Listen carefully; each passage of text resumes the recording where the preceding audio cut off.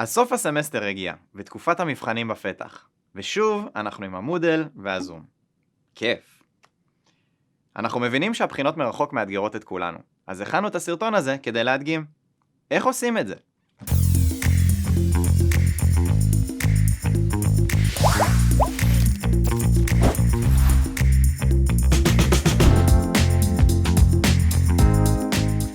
על אף שאנו מודעים למגבלות ההיבחנות מרחוק, אין לנו ספק שמרבית הסטודנטים והסטודנטיות ישמרו על טוהר הבחינות, והאוניברסיטה תנקוט בכל האמצעים שברשותה כדי להגן על זכויותיהם של כל הסטודנטים. ניגש לעניין. איך נבחנים מרחוק? הקישור לבחינה יעלה לאתר הקורס במודל. אם הקורס לא מופיע ברשימת הקורסים שלכם במודל, פנו למזכירות עד שבוע לפני הבחינה. עד יממה לפני הבחינה יפורסם קישור לכיתה הווירטואלית בזום, בה יערך המבחן. אם לא קיבלתם הודעה, פנו למזכירות. כדי להיבחן תצטרכו שני מכשירים אלקטרוניים. 1. מחשב מחובר למודל להיבחן דרכו, ו2. מכשיר נוסף שמחובר לזום, שבעזרתו תצלמו את עצמכם לאורך כל הבחינה, למשל סמארטפון או טאבלט.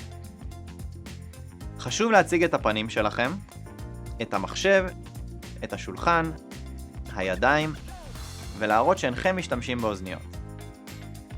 לפני הבחינה נארגן חדר שקט, מבודד, ללא אנשים נוספים, עם דלת סגורה, וכמובן חיבור אינטרנט יציב. אם אין באפשרותכם לקיים את הבחינה בתנאים אלה, יש לפנות כבר עכשיו למזכירות היחידה למציאת פתרון חלופי במסגרת הנחיות התו הסגול. תתחברו לכיתה הווירטואלית 45 דקות לפני תחילת הבחינה. הגדירו את שם המשתמש שלכם בזום באנגלית כפי שהוא מופיע במודל. תחילה, תתחברו לחדר המתנה ממנו המשגיחים הכניסו אתכם אחד לצורך זיהוי. שימו לב, לא תתאפשר כניסה מאוחרת לבחינה. אם אתם יודעים על בעיה המונעת מכם להתחיל את הבחינה בזמן, הודיעו על כך מראש למזכירות. בשלב הראשון, המשגיח יאשר את זהותכם. לצורך כך, הציגו תעודת זהות או תעודת סטודנט שבה תמונה עדכנית וברורה. ניתן להסתיר פרטים אישיים למעט שם מלא, מספר תעודת זהות ותמונה. בשלב הבא, תתבקשו להציג למשגיח את חדר הבחינה. השולחן, עמדת המחשב, וגם תתבקשו להראות שאתם בלי אוזניות. ייתכן שהמשגיח יבקש מכם להציג גם חומרי עזר, למשל דפי נוסחאות או דפי טיוטה ממוספרים וריקים. אם אתם זכאים לדף נוסחאות אישי, צרפו את הדף הסרוק והחתום על ידי המרצה לחומרי המבחן, אשר יוגשו בסופו. לאחר סיום הבדיקה, יש להניח את המכשיר לרוחב, בעמדה שארגנתם מראש, ולקבל את אישור המשגיח. מרגע זה, השאירו את המצלמה דולקת ברציפות עד לסוף הבחינה. כדי להתחיל, תצטרכו לאשר את הצהרת תואר הבחינות שמופיעה במודל. בשעת ההתחלה שנקבעה, ייחשף טופס הבחינה ותוכלו להתחיל. שימו לב, בזמן הבחינה עליכם להשאיר את המצלמה פועלת ואת המיקרופון פתוח, אלא אם קיבלתם הנחיה אחרת מהפקולטה. לידיעתכם, הבחינה מוקלטת, ובמידת הצורך יעשה בהקלטות שימוש לצורך הבטחת תואר הבחינות, ולצורך זה בלבד. בשאלות טכניות הקשורות לתקלה במודל, יש לפנות למרצת הקורס באופן אותו היא תגדיר מראש. בכל נושא אחר, לרבות יציאה לשירותים, כתבו למשגיח בצ'אט באופן אישי.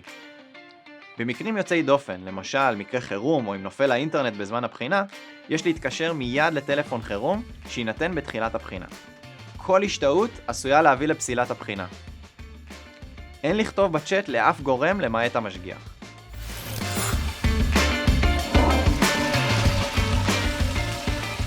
יציאה לשירותים לא תתאפשר בחצי השעה הראשונה או האחרונה של הבחינה. יש להשאיר את המכשיר שבאמצעותו התחברתם לזום בחדר הבחינה. בחזרה מן השירותים יש לעדכן את המשגיח באמצעות הצ'אט בזום. ייתכן ותידרשו להזדהות שוב. אמנם ככלל, אין יציאה לשירותים במבחנים שאורכם עד שעה וחצי, אך ייתכן כי תקבלו הנחיות אחרות מהפקולטה. כיצד מגישים את הבחינה? יש להגיש את הבחינה במודל, לכתוב על כך למשגיח בצ'אט ולהציג לו את מסך המודל עם חותמת ההגשה. לגבי מועד ההתנתקות מהזום, הקפידו לעקוב אחר ההוראות שקיבלתם מהפקולטה שלכם.